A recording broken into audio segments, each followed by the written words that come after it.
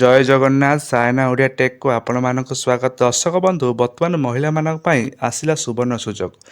ଏଥିରେ ଦେଖନ୍ତୁ, ମହିଳା ଏବଂ ଶିଶୁ ବିକାଶ ବିଭାଗ ତରଫରୁ ଗୋଟେ ନୋଟିଫିକେସନ୍ ଆସିଛି।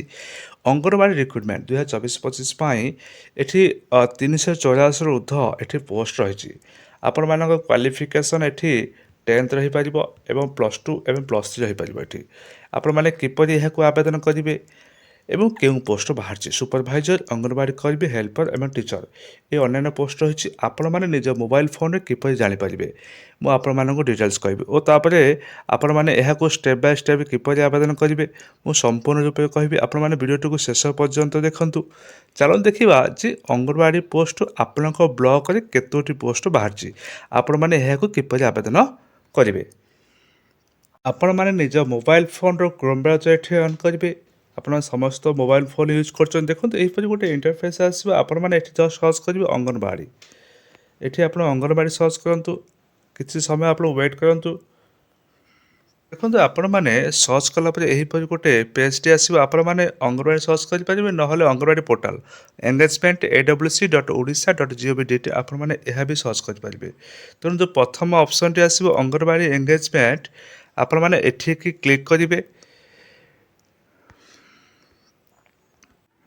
ତାପରେ ଦେଖନ୍ତୁ, ଆପଣଙ୍କ ମୋବାଇଲ ଫୋନରେ ଏହିପରି ଗୋଟେ ପେଜ୍ ଆସିବ। ଆପଣମାନେ ନିଜ ଡିଷ୍ଟ୍ରିକ୍ଟରେ କେତୋଟି ପୋଷ୍ଟ ବାହାରିଛି, ତା ସହିତ ଆପଣ ବ୍ଲକରେ କେତୋଟି ପୋଷ୍ଟ ଅଛି ଆପଣମାନେ ଜାଣିପାରିବେ। ଦେଖନ୍ତୁ, ଏଠି ଡିଷ୍ଟ୍ରିକ୍ଟ ଦେଇଛି, ତା ସହିତ ଏଠି ଦେଇଛି ଆପଣମାନେ କେଉଁ ପୋଷ୍ଟ ପାଇଁ ସର୍ଚ୍ଚ କରିପାରିବେ। ଏଠି ଆପଣଙ୍କ ଯେଉଁ ଡିଷ୍ଟ୍ରିକ୍ଟ ଆପଣ ଏଠି ସର୍ଚ୍ଚ କରିବେ। ସପୋଜ୍ ମୁଁ ରହିଲି ଏଠି, ଆପଣ ଦେଖନ୍ତୁ ଏଠି ସପୋଜ୍ ମୁଁ ଗଜପତିରେ ଚୁଜ୍ କଲି, ତା ସହିତ ଏଠି ଦେଇଛି ଆପଣମାନେ କେଉଁ ପୋଷ୍ଟ ପାଇଁ ଏଠି ଆବେଦନ କରିପାରିବେ।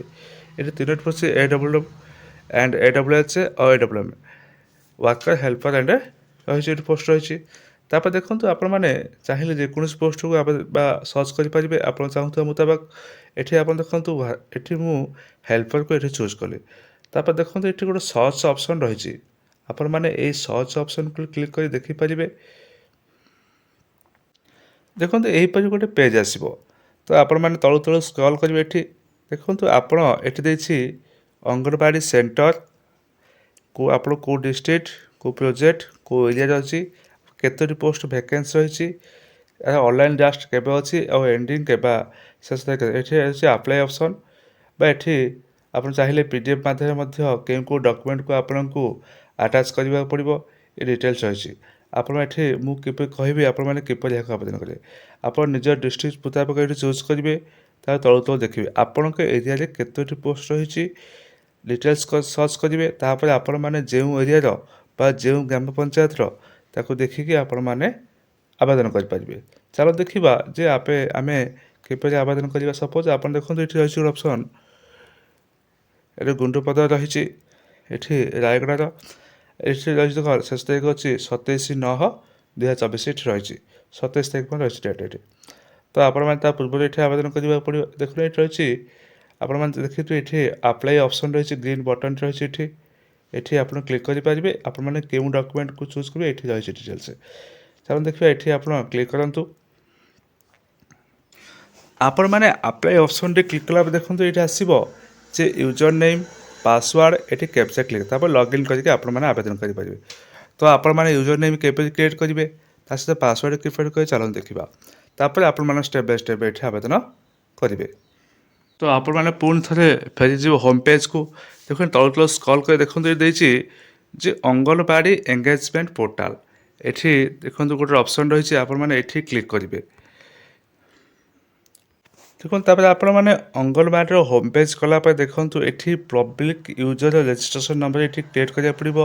ତାପରେ ଆପଣମାନଙ୍କୁ ୟୁଜର ID ମିଳିବ। ଏଠି ଦେଖନ୍ତୁ, ଏଠି ରହିଛି ଫାଷ୍ଟ ନେମ୍ ଆପଣ ଦେବେ ଏଠି, ଏବଂ ଲାଷ୍ଟ ନେମ୍ ଦେବେ, ଆଉ ୟୁଜର ID କ୍ଲିକ୍ କରିବେ। ଆପଣ ମାନୁଆଲି ନିଜ ନାଁରେ ୟୁଜର ID କ୍ଲିକ୍ କରିବେ। ତା ସହିତ ଏଠି ଆପଣଙ୍କ ନିଜ ମୁତାବକ ପାସୱାର୍ଡ଼ କ୍ଲିକ୍ କରିବେ। ଏଠି କନଫର୍ମ ପାସୱାର୍ଡ଼ ଦେବେ। ତାପରେ ଦେଖନ୍ତୁ, ଏଠି ନିଜର ମୋବାଇଲ ଫୋନ୍କୁ ଏଠି ମୋବାଇଲ ନମ୍ବର ଦେବେ। ଆପଣମାନେ ଇମେଲ୍ ID କ୍ଲିକ୍ କରିବେ। ତାପରେ ଦେଖନ୍ତୁ, ସବମିଟ୍ ଅପସନ୍ ଦେଇଛି। ଏଠି ଆପଣ କ୍ଲିକ୍ କଲା ପରେ ଆପଣଙ୍କୁ ଗୋଟେ ୟୁଜର ID ମିଳିବ, ବା ମୋବାଇଲକୁ ମେସେଜ୍ ଆସି ୟୁଜର ID ନେଇକି ଆପଣମାନେ କ'ଣ କରିବେ, ପୁଣି ଥରେ ଆପ୍ଲାଏ ଅପସନ୍କୁ ଯିବେ। ଆପ୍ଲାଏ ଅପସନ୍ ଯାଇକି ଲଗ୍ଇନ୍ କରିକି ଆପଣ ଷ୍ଟେପ୍ ବାଇ ଷ୍ଟେପ୍ ଆବେଦନ କରନ୍ତୁ। ଯଦି ଆପଣମାନଙ୍କୁ ଆମ ଭିଡ଼ିଓଟିକୁ ଭଲ ଲାଗିଥିବ, ଲାଇକ୍ ସବସ୍କ୍ରାଇବ୍ ନିଶ୍ଚୟ କରିବେ। ମୁଁ ବି ଗୋଟେ ଭିଡ଼ିଓ କରିଛି, ଆପଣ ଷ୍ଟେପ୍ ବାଇ ଷ୍ଟେପ୍ କିପରି ଆବେଦନ କରିଥିବେ ଭିଡ଼ିଓ ରହିଛି, ଆପଣ ଦେଖିପାରିବେ ବି।